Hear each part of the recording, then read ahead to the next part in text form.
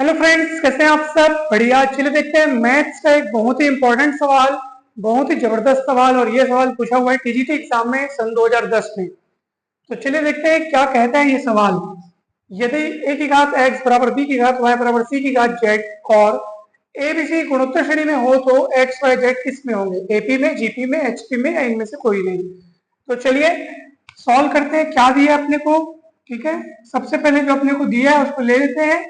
ax by cz। ठीक है, a की घात x बराबर b की घात y बराबर c की घात z अपने को दिया हुआ है, तो मैंने उसको लिख लिया और बराबर में मान लिया k।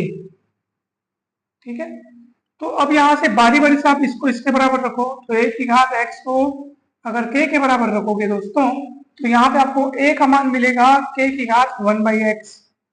ठीक है, सीधी सी बात है। x घात वाला जब उधर जाता है तो उधर जाकर के वो घात बटे में आ जाता है, मतलब ठीक है। जैसे वर्ग वाला उधर जाके घात में 1/2 हो गया, क्यूब वाला घात में 1/3 हो गया, इस टाइप से। वैसे इसको इसके बराबर करोगे, b की घात y बराबर k करोगे तो b बराबर k की घात 1/y। c की घात z बराबर k है तो c बराबर हो जाएगा k की घात में 1/z। अब आप बोलेंगे सर ये तो समझ तो आ गया, लेकिन अपन ने ऐसा किया क्यों? क्योंकि एबीसी हमको निकालना था। एबीसी का मान क्यों निकालना था सर? क्योंकि एबीसी गुणोत्तर श्रेणी में है, तो अब हम उसके गुणोत्तर श्रेणी में होने का यहाँ यूज करेंगे और फिर वो एबीसी के मानों को रखेंगे। अब एबीसी गुणोत्तर श्रेणी में है तो इसका मतलब क्या होगा? तो क्योंकि प्रश्न से एबीसी गुणोत्तर श्रेणी अर्थात जीपी में है, इसीलिए बी का वर्ग बराबर क्या हो जाएगा? एसी।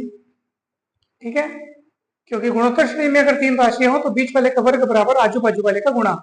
अब दोस्तों हम यहाँ पे ए बी सी का मान रख देंगे, तो चलिए रखिए।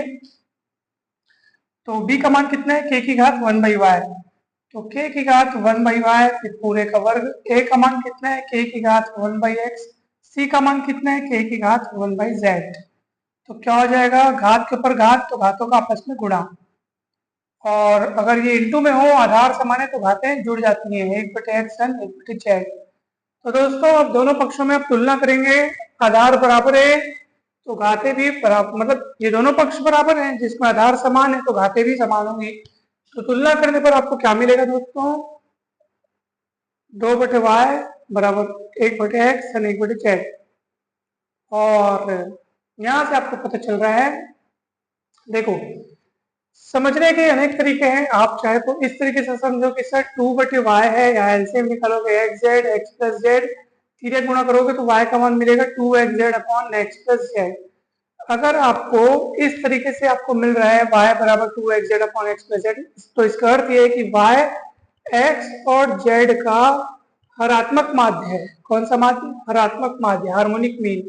और इसका मतलब ये है कि x y z किसमें है? एचपी में है, अर्थात हार्मोनिक प्रोग्रेशन, अर्थात हरात्मक श्रेणी में है। ठीक है, तो इस तरीके से भी आप समझ सकते हो। तो आपका सही उत्तर है ऑप्शन सी। आप बोलेंगे सर दूसरा तरीका क्या है? तो देखो यहां से आप ऐसा भी कर सकते हो। देखो ये कितना है? 2/y है।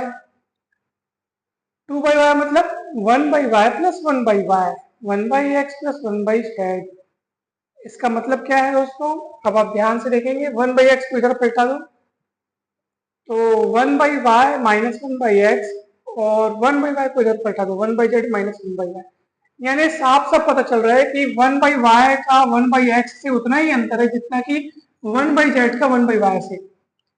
तो ये आपको साफ साफ इंडिकेट कर रहा है कि सर ये समांतर श्रेणी वाला कुछ तो बात है, क्योंकि समांतर श्रेणी में भी यही होता है, दूसरे का पहले से अंतर और तीसरे का दूसरे से अंतर सेम होता है। तो यहाँ पे पहला दूसरा तीसरा कौन है? तो देख लो, दूसरा माइनस पहला और तीसरा माइनस दूसरा, अर्थात साफ साफ पता चल रहा है कि 1/x 1/y 1/z किसमें है? समांतर श्रेणी में है, समांतर श्रेणी में है। ठीक है, 1/x 1/y 1/z।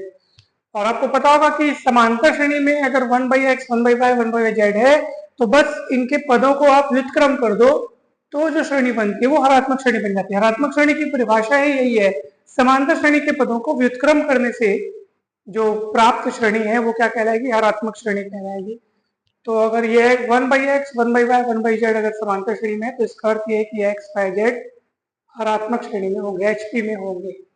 कहीं पर भी डाउट है दोस्तों तो जरूर पूछ लीजिए, बहुत ही सिंपल चीज अपन पढ़ रहे हैं, ठीक है। तो एक्स वाई जेड किस पे होंगे, एचपी में होंगे, अर्थात ऑप्शन सी करेक्ट। दोस्तों अगर वीडियो अच्छा लगा हो, सवाल समझ आया हो तो जरूर लाइक करें वीडियो को, और चैनल को सब्सक्राइब कर वीडियो को शेयर करें। आपको इस चैनल पर मैथ्स और फिजिक्स के खूब सारे वीडियोस मिलेंगे, अलग अलग कॉम्पिटिटिव एग्जाम के लिए आपको कंटेंट अलग अलग प्लेलिस्ट में मिलेंगे। 10th 11th 12th बीएससी की भी आपको प्लेलिस्ट मिलेगी। तो मैथ्स और फिजिक्स की संपूर्ण तैयारी के लिए चैनल को जरूर सब्सक्राइब करें। कमेंट करके जरूर बताएं दोस्तों कि ये वीडियो आपको कैसा लगा। Thank you so much.